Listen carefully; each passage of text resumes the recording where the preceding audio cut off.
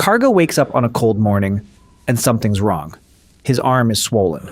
Red streaks are crawling up from a cut he got 3 days ago, hunting a rabbit that fought back harder than expected. It hurts to move. It hurts to breathe deep. And somewhere deep in his gut, Karga knows exactly what this means. He's dying. Slowly. And there's nobody coming to save him. No hospital, no antibiotics, no stranger in a white coat who's seen this 1,000 times and knows exactly what to do.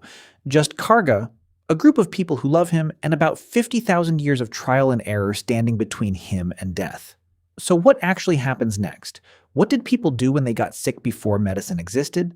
The answer is stranger, smarter, and honestly more brutal than you'd expect. And some of it might still be sitting in your medicine cabinet right now. Let's start with the obvious guess. You'd think ancient people just died. No treatment, no chance, game over. That's the story most of us grew up with. Sick meant dead. Except that's not what the evidence shows. Archaeologists have found skeletons with healed fractures, skulls with holes drilled into them where the bone had already started growing back, meaning the person survived the surgery.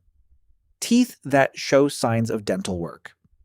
Actual dental work, tens of thousands of years before anyone had ever heard the word dentist. So somebody was treating these injuries. Somebody knew what they were doing. And that changes the whole question. It's not, did ancient humans have medicine? It's, what did their medicine actually look like? Karga's infection is getting worse. His hand is starting to shake, and somewhere in his camp, someone is already reaching for the plants. Because here's the first thing most people don't know. Ancient humans weren't guessing with random leaves. They were running one of the longest experiments in human history, and it started way earlier than anyone assumed. There's a cave in Iraq called Shanidar. Inside it, archaeologists found a Neanderthal burial that's over 60,000 years old. Around the body, they found pollen, not random pollen. Pollen from specific plants, several of which are still used in traditional medicine today. Yarrow, cornflower, groundsel. Now, some researchers argue the pollen just blew in naturally. It's a real debate. But other Neanderthal sites tell a matching story. In Spain, researchers found dental plaque on a Neanderthal skeleton containing traces of poplar, which is a natural source of salicylic acid. That's the same compound in modern aspirin. This particular Neanderthal also had a dental abscess and evidence of a stomach parasite. He was in real pain, and he appears to have been self-medicating with something that actually works. Let that sit for a second. Before humans could write, before we had wheels, before agriculture existed, something in our lineage may have already figured out pain relief.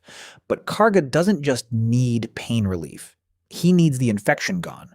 And this is where it gets genuinely unsettling, because ancient humans figured out something that terrifies most people today. They figured out maggots. If a wound turned rotten, some cultures deliberately let fly larvae move in. Not out of desperation. Out of observation, maggots eat dead, infected tissue, but they leave healthy tissue alone. Wounds packed with maggots often healed cleaner and faster than wounds left untouched. This wasn't superstition.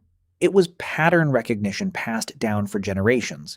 And it worked so well that maggot therapy is still used in modern hospitals today for certain wounds that won't respond to anything else. So somewhere, in some cave, someone watched a wound crawling with insects heal instead of killing its owner, and decided that was worth doing again on purpose.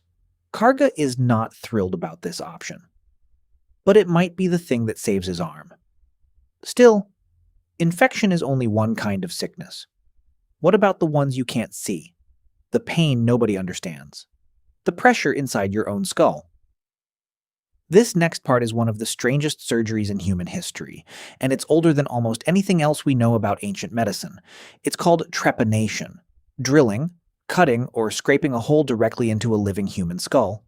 You'd assume this only ended one way, but archaeologists have found trepanned skulls from all over the world. Peru, France, Russia, China, where the bone edges show clear signs of healing. That means the patient didn't just survive the surgery. They lived for years afterward. In parts of ancient Peru, survival rates for this procedure have been estimated at over 80%, in some periods higher than battlefield surgery centuries later. Nobody had antiseptics. Nobody understood bacteria. And yet, somehow, this worked often enough that it kept happening, generation after generation, across cultures that had zero contact with each other. Which raises an uncomfortable question. What did they actually know that we've forgotten?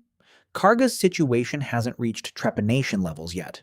But if the fever spikes, if the infection reaches his blood, this exact procedure might be exactly the kind of desperate, evidence-based gamble someone in his camp is willing to try. Because here's the part that really changes the picture.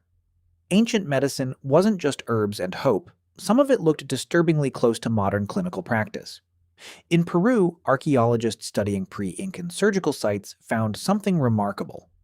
Evidence of actual surgical tools shaped specifically for cutting, scraping, and controlling bleeding. Some skulls show signs that the surgeon deliberately avoided major blood vessels, meaning whoever performed the operation understood the anatomy underneath the skin. Not perfectly, not scientifically the way we define it today, but well enough to keep people alive at rates that should honestly be impossible without that knowledge. And it wasn't limited to surgery. Ancient Egyptian medical texts, some over 3,500 years old, describe wound cleaning, splinting broken bones, and even a basic understanding that certain injuries were more dangerous than others based on location. One papyrus describes 48 different medical cases, ranked roughly by severity, treatable to untreatable. That's not folklore. That's an early clinical mindset. So somewhere between fear, death, and desperation, ancient humans built something that looks a lot like the earliest form of medical science. Not because they had microscopes, because they had something almost as powerful: time, repetition, and the willingness to pay attention when something worked. Karga's fever finally breaks on the fourth night. Maybe it was the poplar bark, maybe it was the wound care, maybe it was simply his own immune system doing what immune systems have always done, with a little help from people who'd seen this exact scenario before and knew, more or less, what gave someone the best shot. He doesn't know the word bacteria, he doesn't know what salicylic acid is, but somebody around that fire knew that certain bark helped pain, that certain wounds needed certain treatments, that some injuries could be survived if you did the right things in the right order. None of it came from a textbook. It came from thousands of years of people watching other people live and die and quietly keeping track of what made the difference. And that's the real secret hiding underneath all of this. Modern medicine likes to think it started in a lab, but the truth is it started around a fire, in the dark, with someone pressing bark against a wound and hoping it would be enough. It usually wasn't. But sometimes it was. And every single time it worked, that knowledge got passed down. One more piece added to a puzzle stretching back tens of thousands of years, all the way to right now, sitting in a bottle labeled aspirin.